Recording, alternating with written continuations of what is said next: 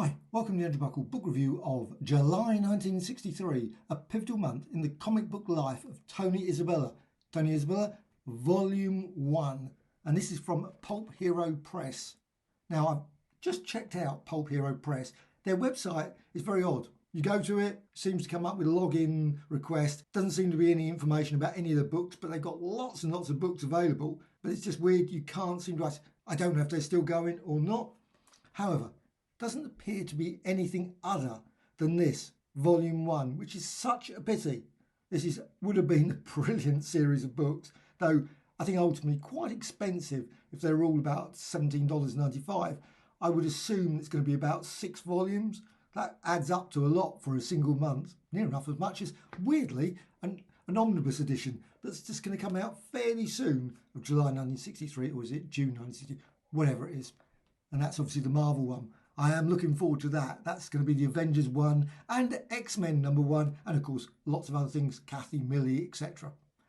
But to this book, this has got about 190 pages. It's black and white all the way through, and it doesn't feature many of the comics, obviously, of 1963, because there was 135 comics in 1963, apparently, in America. I mean, it didn't include, of course, all the ones in Japan, all the ones in Germany, Holland, England. There must have been millions of comics in 1963. But, of course, these are the American ones. And, of course, I'm even counting South American and other ones. But still, Volume 1, and it's fascinating. Of course, it starts with action comics, adventure comics, that sort of thing. Must be action comics. And gets through to about Batman. And that's it. We're not getting much further than that. But apparently it all started because of this one, which is slightly deceptive because on the cover you can see Fantastic Four Annual. Now, Fantastic Four Annual obviously would probably be in Volume 3 or 2 perhaps, if it ever came out, because it obviously doesn't match anything. And some of them, of course, are things like The Adventures of Jerry Lewis, which, of course, was it Jerry Lewis or was it The Adventures of Jerry Lewis? So if you actually start including all those ones. But let's go through the book itself. I think it's just great. I absolutely loved it. I love these books that are devoted to a particular theme, such as July 1963. For me, I don't know what year I would choose. Probably 1973, 72, something like that. Fantastic Four 132 was my first, the one I remember buying. I did buy comics before that, but that's the one that I remember being definitively my first comic. And I would obviously do all of that month. But it would have to include Warren, I suspect, and DC Comics. But this is the contents, and it's got a great intro. Lots and tons of information of things that I just didn't realise or think about particularly. Things I must admit, like, well, Daredevil. Never realised about Daredevil. Daredevil number 1, that would have been probably coming out in this month. And of course, Avengers took its place because of delays. But Action Comics 304, then you've got Avengers Comics 312. Now, many of these I've read. Not all of them. Obviously, the Jerry Lewis ones, probably pretty tricky because they've never been reprinted. And he mentions that in this book about reprinting. That would be just brilliant. The Bob Hope ones, Mighty Mouse, I suspect they've never been reprinted either. Adventures of Fly, I've got a few of those. They're always good. All American Men of War, Alley Oop, I think that's how you say it. Alvin, never read that, I must admit. Sounds quite good. Amazing Spider-Man, never read that one at all. So that's issue 5. That was Doc Doom one. I love that one. Absolute classic. There's a lot. And if you're not really into Archie, you might turn around and think, I'm not going to buy that because of the Archie stuff. But it's got a lot of Archie. And there were Archie's Joke Book magazine, Archie's Madhouse, and Archie's Power. Now again, he could have probably put it the other way around. He could have had it Jughead and then bracket Archie, and then put some of those. And that would have probably given a bit more of a range, maybe, of different, instead of just putting it all there. And Reggie, of course, could have been in the R's. I've never heard of that one. Augie Doggy. Apparently it was a cartoon series. Never heard of it. Sounds quite good, actually. I'm thinking, oh, that's obviously Baby Huey. There was, of course, the Dark Horse brought out lovely collections. I got rid of my copies. I regret getting rid of them. There was a couple of them. I've got one recently. I bought the Casper one again. I thought, yes! It was like £5, and I was thinking, real tatty edition of it, but at least I'm not going to get rid of it this time. Should have never got rid of it last time. But it finishes on Batman. And then it's got an afterword as well. And it's got a whole range of all the issues that he was reading. And he goes through everything, all the plot lines. So there's a lot of spoilers. But really, is anyone going to be worried about the spoilers of the Jerry Lewis stories? I don't think so. Or the Archie stories. Is there a spoiler? Archie gets the girl or not? Who knows? Reggie has a problem. Who knows? Where was me in 1963? I can't remember where I was in 1963. I remember 1963, Doctor Who, of course. That's about the only thing I remember. Doctor Who, obviously death of JFK. Don't remember those things particularly, but apparently I was watching Doctor Who, the first episode. That's about the only thing. But it's a distant memory, if anything. Fantastic Four #1 annual, probably one of the greatest annuals ever. And he mentions that in here. And I think it's just brilliant annual. I love that one. Submariner invades New York. Sorry for the spoiler for that one. But it also had the other ones as well, which is Fantastic Four meeting with Spider-Man, which was an absolute brilliant one. Also, the informational pin-up pages he mentions is about and these things I always loved. Baxter Building headquarters, when they put the break, sort of cutaway of the Baxter Building. I love those ones. I would spend hours poring over that thinking, wow, look at that. You can see Johnny Storm's bedroom, Sue Storm's bedroom, and all the places, all the gymnasium. I know, it was just a knocked up drawing, but it still was endlessly fascinating. I don't think I ever sort of think, hang on, that doesn't make sense. Why is that there? I mean, you put a rocket next to... Really? That would be a real great place. No, don't think so. And it's got, actually, the thing he said here was Mike's Amazing World of Comics. And I love that website. That is just a brilliant, if you go on there and you've got like the newsstand and you can go through it and see 1963 and you can look at all the comics for that. And I have done that. I've collected particular months. Not every issue. Sometimes it's impossible. But it's really great to look at it and go, you know what, I'm going to get that run of 10 comics or 20 comics. And you just pick up those. Just fascinating just to look at all the different styles, the different ones of that magazine. And there were lots of different styles. Not like now. There's some crime now, obviously horror as well. But not as much. Was so much weird sort of all over the place. Romantic, medical dramas, all those sort of things. Things that Walt Disney books, of course, they still exist, of course. But it doesn't seem it's more superhero now. But that's what people want. That's what people want, and that's what they buy. And Action Comics 304. You've got the stats here as well, which is quite nice. It says about the cover price, 12 cents. Now in the UK, I think it was 10 pennies, 6 pennies. I can't remember, something like that. Probably 10 pennies. Kurt Swan, I always call him Swan, isn't it? Publisher DC. It's got all that sort of detail, and then it's got the stories. So you've got Superman 1 and you've got Supergirl. Of course, a lot of these there's just the covers. No internal pages, but it's still, of course, you can get them all in the omnibus now, and that's the thing. And I really love these ones. Action Comics. I don't know if I've got these ones actually in omnibuses. They haven't done those in omnibus, the Superman ones. I know they've done. Obviously, you can get them in the showcase ones and those sort of things, but I really can't recall them doing those. Anyway, I wouldn't probably buy them. I'm not that much of a Superman fan. But Supergirl, I did really enjoy those stories, and there were some great little yarns, even though they were a bit repetitive, I suppose. Let's just go through this. But it's got lots of details about the Supergirl, lots of information that I didn't realise about all the various, and this one as well, about the current TV series, of course, which is not current, because this book came out in 2017. That's why I said, I just wonder if there will be a volume 2. I hope there will be. Really should be. But it's quite a long time now since the last one. And you've got here, Descendant of Super, blah, blah, blah. It's got a lot of details. And I love it also mentions all about the ads as well. And I love the ads. The ads were just great. And also had like the Christmas cards. Of course, many of them didn't mean much. Being from the UK, you look at them and think, I'm not going to go and get, 4,000 million Christmas cards. That would never work. But still, if you need extra money, you just need to know just 10 people. And they've got other ones here. Interplanetary Comics, Olympics, I should say. Adventure Comics 312. And then goes through all the other ones. Now, that's a classic issue. I love that one. The Secret Sacrifice of the Legionnaires. I love these ones. The Unknown. ACG brought out so many good comics. And there are a few collections. There are quite a few decent. There's the PS Art World collections. And they're great. I love looking through this. And they're sort of ones I pick up quite often at comic marts because they're like £5 or £10 or something. You think, oh, that's worth it. Just getting for that. But I love picking up battered old copies of Adventures into the Unknown. Just great ones. They had some unusual stories. Not all. Some were, but they are worth checking out. And these ones, it actually mentions here Alan Class comics. I love Alan Class comics. I'm going to do a video of Alan Class comics that I've got, as well as streamlined a few other ones. But I love Alan Class. Just great. 68-page ones, and of course it reduced to 48. But I'm just so pleased that he mentions that in here, which is just great.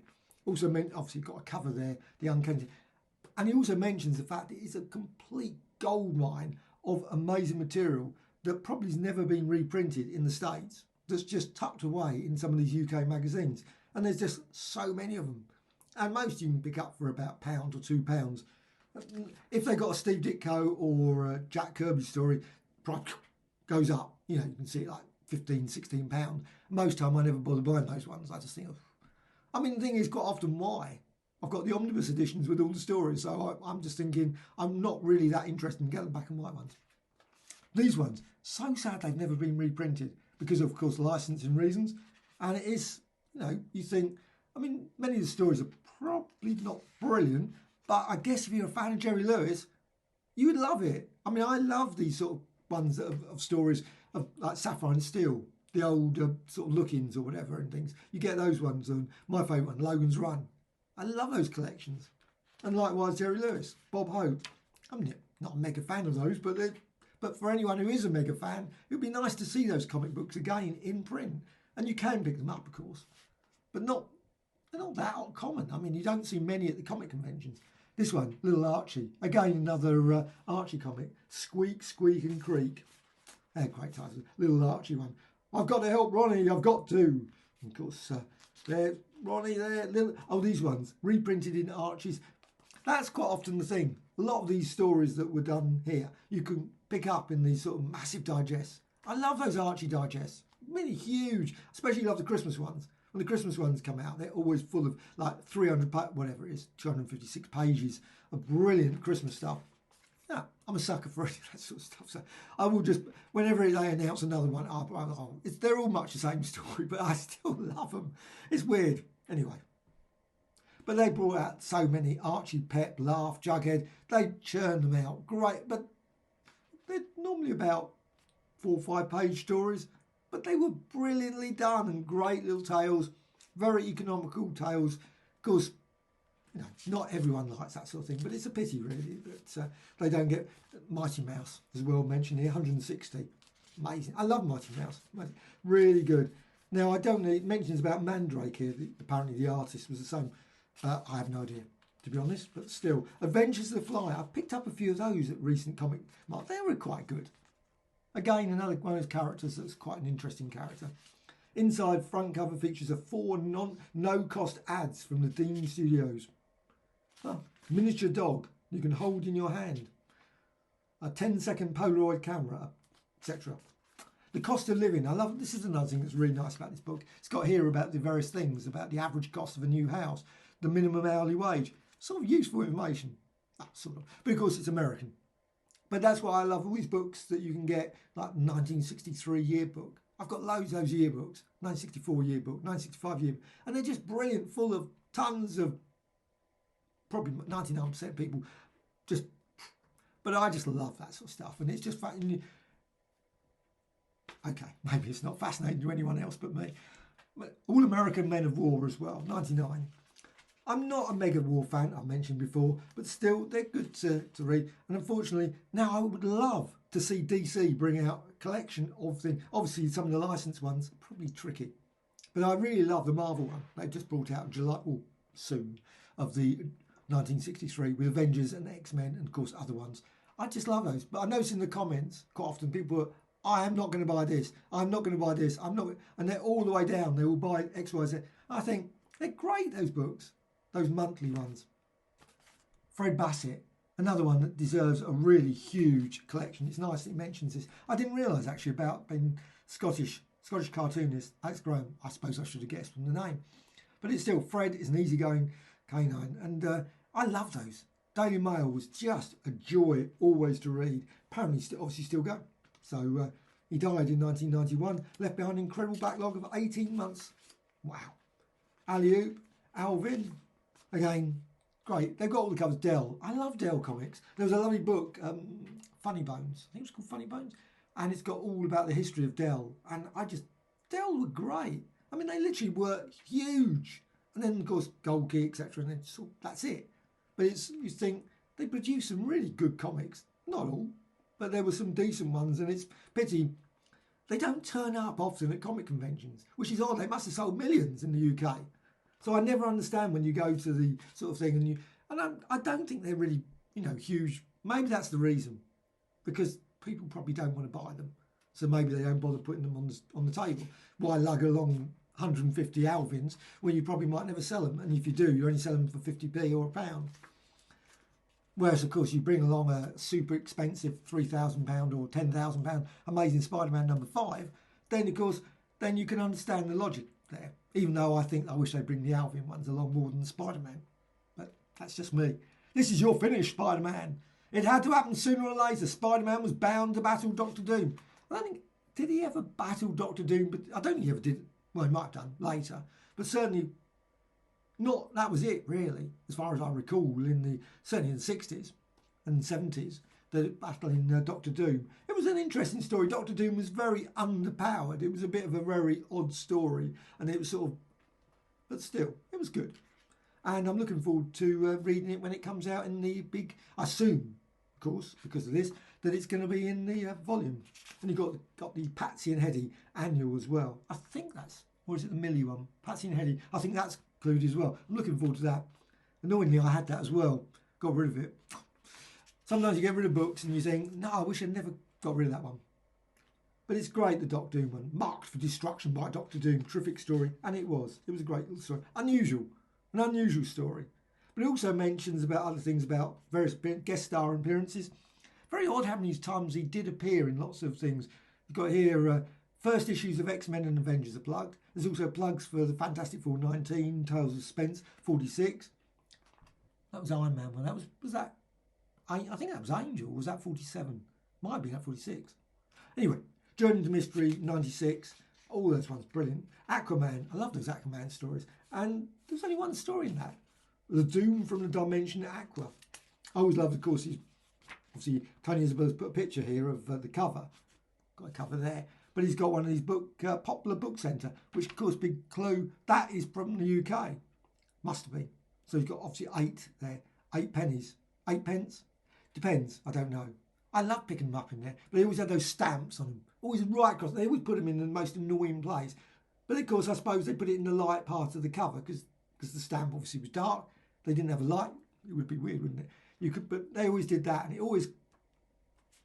Oh, still, that's what they did it. And it always... I never took them back. It was, you could exchange them, half price exchange sort of thing. You'd bring them back. And never.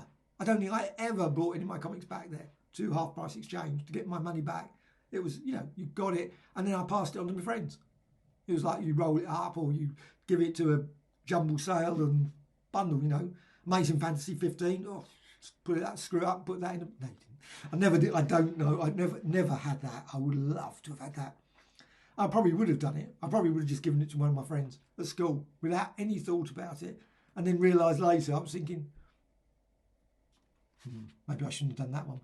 I've done that with loads of ones. One of my recent ones was annoying one was the Batman Adventures one, the one with the first issue of Harley Quinn.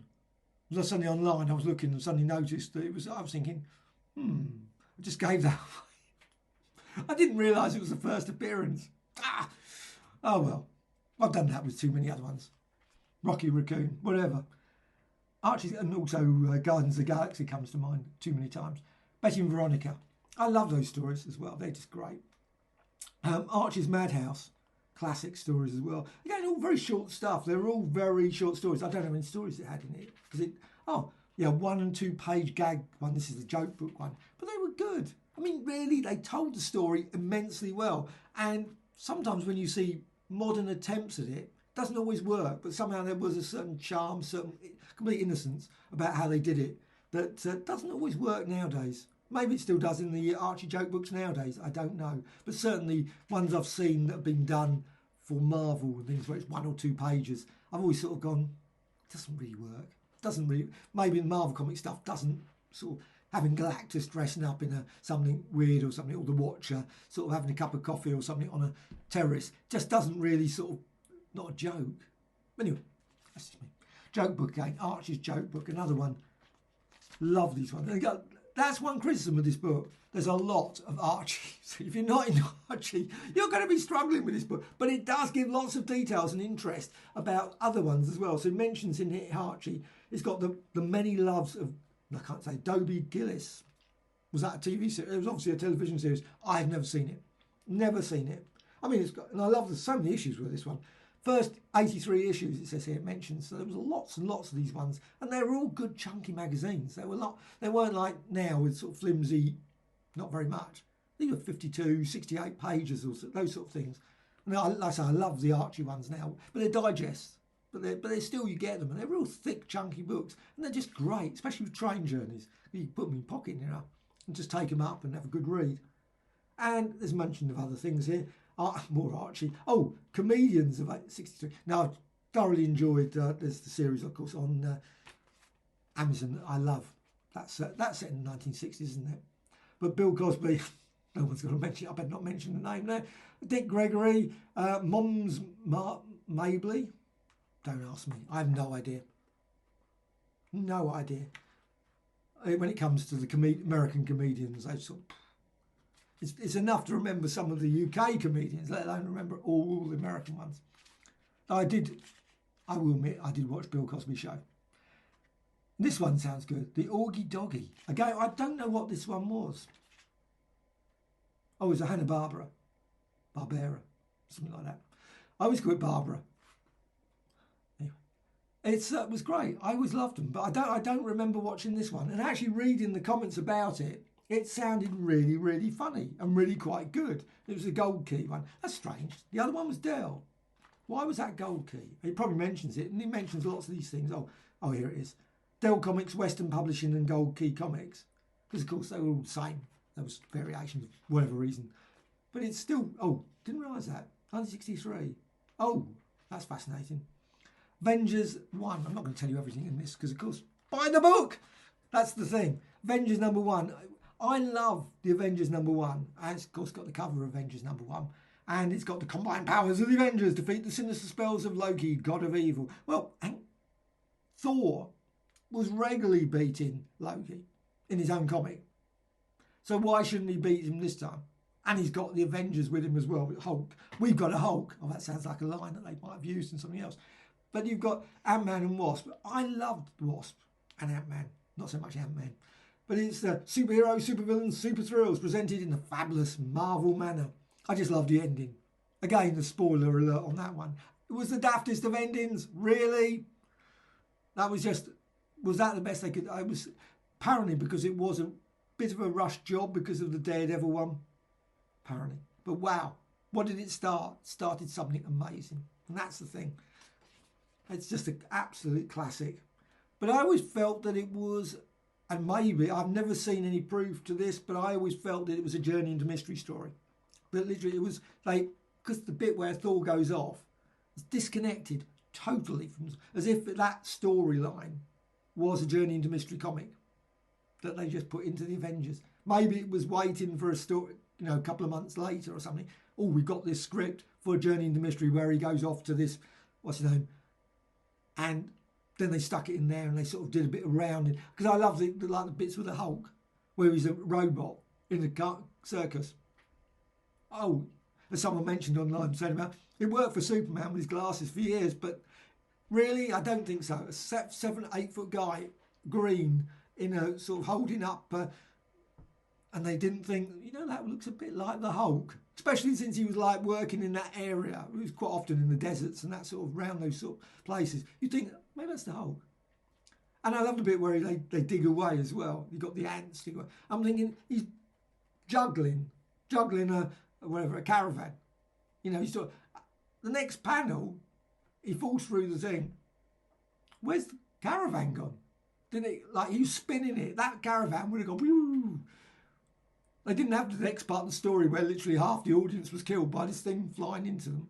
But anyway, mere quibble. I commanded the ants to dig a hole. Yeah, that was great. Very sensible idea that was. Really, without actually maybe looking the lay of the land to work out, well, what is he doing at this precise moment? Maybe it could be better organised. That was the thing with Ant-Man, which I never liked, was he did always those sort of weird things. I thought, no, could have been a great character. He had like those powers that you thought Ant-Man could have been a contender, a real, but he never was. But he had like infinite abilities. He had so many possibilities there, but he never, for such a great guy, Hank Pym, he never really thought it through, which is a pity.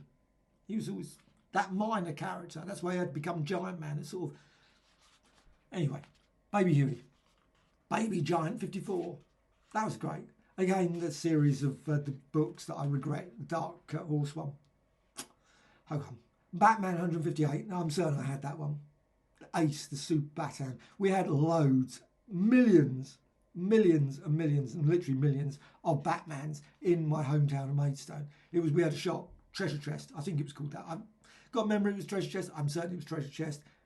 And I loved going to that place. And I remember seeing like Batman. And my mate was a real DC fan and he used to buy them all. And I'd swap my Marvel ones with him with DC. So I got loads of these ones, Poison Ivy first issue, the Batman 200, those sort of things. But these sort of Batman ones, you get them all the time. Avenger comics as well. They seem to be lots of Avenger comics. That's what's Legion of Superheroes. Always great. Legionnaires. And you've got here, breaking down the comics of July 1963. So he's got a breakdown here about the DC, Charlton. Don't really remember buying many Charlton ones. Gold Key, Marvels, Dell and those sort of ones, and Harvey and stuff. They were more, you find them sort of like in seaside towns. That was my perception of it. I don't think I ever really bought many Dells and Harveys here in town. If they were, very uncommon. And likewise Archie as well. I think they were sort of the things you'd see on the spinners. They were in the in the sun, and it would like you go to the seaside and I'd go and get an ice cream and I'd want about 500 comics off the spinner. And the spinner. I'd have the spinner, please. I could have bought that. I could have gone into the, I'll have the spinner. You can keep some of the comics, but the spinner, I want the spinner. You can't get spinner to save your life now. I've always felt that someone should bring out a product, a spinner, comic spinner for, in nostalgic styles. They would make a fortune bringing out these things. Don't charge too much, not excessive. Obviously, it's only a wire frame. You could make one. Yeah, I couldn't. It would be a mess. It would fall apart. But it's still, I would love to see one like that. And you can see often online, you see people with showing off those sort of spinners, and you see all comic racks. You think, oh, that would be nice. I could display all the comics in that thing, because they always bend things. You would always have that slight bend because of the rack. But Warren, one magazine, isn't that weird? Absolutely like, and so this book has been brilliant. Sorry, I've been rambling on, but it was just because July 1963 is a special year, and it is so great that Tony Isabella brought this book out. And I think it's an absolute, there's a few criticisms about it. I'm certainly could have probably doubled up the number of comics he covered. So it would have been like 3 or 4 books, or maybe 3 books to cover the whole of 63. Maybe made the font a bit smaller, because the font's quite large. Could have made it a bit tinier, and they would have got a lot more comics in. Maybe not have the covers in the way and lots of the sections. Could have had a bit more. But talked about licensed properties as well, Little Lulu and Casper and Sad Sack. And it's just great. And he does actually have a picture of the Fantastic Four annual #1. But again, he does have it on the cover, even though he doesn't feature it in here. So anyone looking to hope to see that. And his other book's brilliant as well. He's got lots of other ones. 1,000 comic books you must read. I've been looking for that. Looking around the house. Couldn't find it anywhere. It's around somewhere. And this one about Star Trek. Captain America he did. And loads of other ones. Great pictures there of him. This book is just great. If you just really want a very nice sort of nostalgic, wonderful read, and learn a lot about comics of that period. If you're into 60s, I think you've got to get this book. It's just, I hope that there will be a volume 2 at some point. It would be really nice. Maybe another publisher or something, I don't know, could bring out a book or just self-publish it. Put it on KDP, whatever, so it actually gets out, because I would love to see these volumes. Because I would definitely buy additional volumes of this. Maybe not every issue, every volume. I mean, things like Jetsons. I love the Jetsons. It just mentions that on the back. I'm just suddenly reading that. But there's the information there. 130 comic books, over 130, July 1963. Just a lovely little book, really worth checking out. And there it is, and you can see the design, and of course it is printed by good old Amazon, so you can see the covers have got that slight bend. They always do. Amazon ones always, it will be, by the time I see it a years time, it'll be like this. You know, the cover will be really bent back. But there you are, Pivotal Month, Tony Isabella.